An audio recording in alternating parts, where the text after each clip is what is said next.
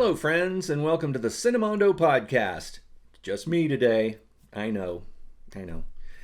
But I'm talking about a Polish TV series that I've been watching, and I've been doing this series of reviews. I'm going to try to do all 10 of them if I can make it that far without going into sort of a moral feedback loop here with my ethical questions regarding this series. It's pretty incredible, pretty heavy. It's called Dekalog, and it's directed, co-created, and written and directed by Krzysztof Kieslowski, who you may know from the Color trilogy of films. Brilliant filmmaker, sadly died very young. Very tragic loss to the film world. But this series is interesting. It's a Polish series made for television. It's 10 episodes. Each one is an hour. It's often considered to be a single work in that it is often described as a film, all 10 episodes, a 10-hour film. But I'm going to review it as a 10-episode series. So I'm going to do 10 episodes, each one taking a separate episode. The third episode is called Dekalog 3. They're named just numerically. Each one seems to address they're evidently, allegedly, they're based on the Ten Commandments. And I'm not really sure exactly how rigidly the filmmakers stuck to that or how they informed the story with the Ten Commandments. I mean, you could easily figure something out and say, oh, well, that means this. But to me, they're not like overtly based on the Ten Commandments. But of course, with any filmed drama involving human beings, you're going to have things happening in the stories like, murders and people stealing things and people lying and, all these other sins. That's just the nature of story in general. So they do have, I guess, a sort of tenuous connection to the Ten Commandments because people have made those connections in other reviews. But to me, it's not obvious to me. If nobody told me that they were based on the Ten Commandments, I might not have guessed. But anyway, third episode is an interesting one because so far this is the one that I didn't really relate to or connect with as much. It's about a man. It takes place on Christmas Eve. So maybe it's, remember the Sabbath and keep it holy or something, or the holy days, things like that. But it's Christmas Eve, and there's a man who's home with his family, and he ends up getting sort of wrapped up in the drama of an ex, a woman that he had an affair with. And she wants him to help her find her husband, who she says has just gone out and disappeared, and she's worried, and she wants somebody with her because it's strange that he hasn't come home, and she wants to go look at the hospitals and go around to different places where he might be. She wants to go to the train station, and anyway, they spend a whole evening together, and there's some kind of I guess allegorical, symbolic kind of things that are happening as far as how she and he relate to each other. Moments where she seems to be, or he seems to be, endangering their lives for whatever reason. I think maybe it's almost like to sort of imply how dangerous it is for them to get back together, because there's that subcurrent where she's looking at him in a way and you're thinking she wants him back, but he's happily married, but then again, he left his happy family on Christmas Eve to go out with her to look for her missing husband. And you're kind of wondering why didn't he just tell her, look, call the police, just get the police to help you. But he goes out with her, and he basically lies to his wife about why he's going out. And they go out, and they spend the whole evening together in a car, in his taxi. He's a taxi driver, looking for this missing husband. I'm going to go into kind of spoiler zone here a little bit and say that you need to watch these episodes and then come back and watch the rest of this, because I do want to get into a little bit of spoiler zone with these, because that sort of informs the story, and the ethical core of each story is how things resolve to a degree.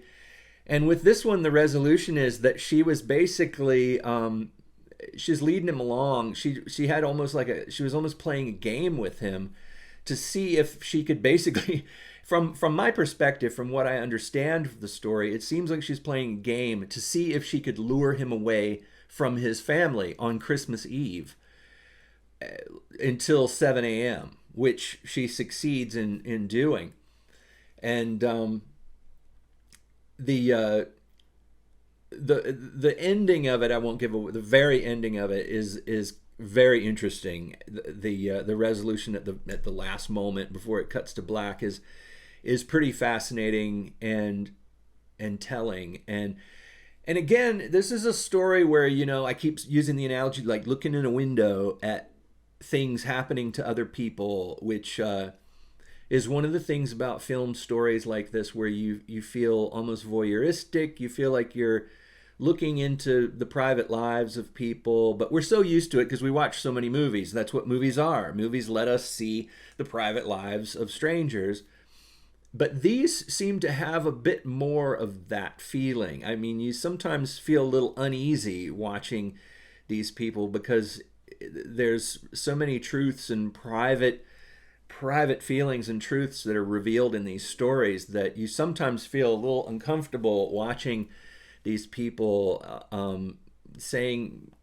expressing their feelings or expressing things in this way. And there's a lot of imagery in the films about windows, like looking through windows, which leads me to believe that was intentional and kind of suggesting that what we're doing is peeping through a window at these people's lives.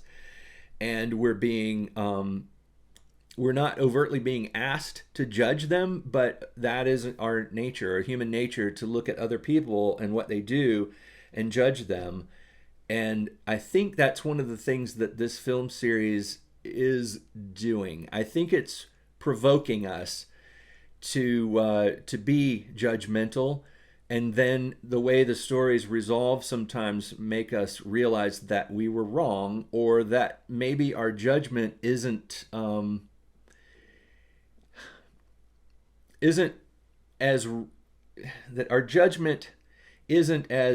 firm as we may think. We're not always right. Sometimes we see people doing something out in public and we judge them harshly, and we don't realize what the backstory is. We don't know what they've been through. We don't understand their lives. And these films, I think, kind of give us that opportunity. I think what the filmmaker, Krzysztof Kieslowski, and I'm making this judgment of him based on his other films.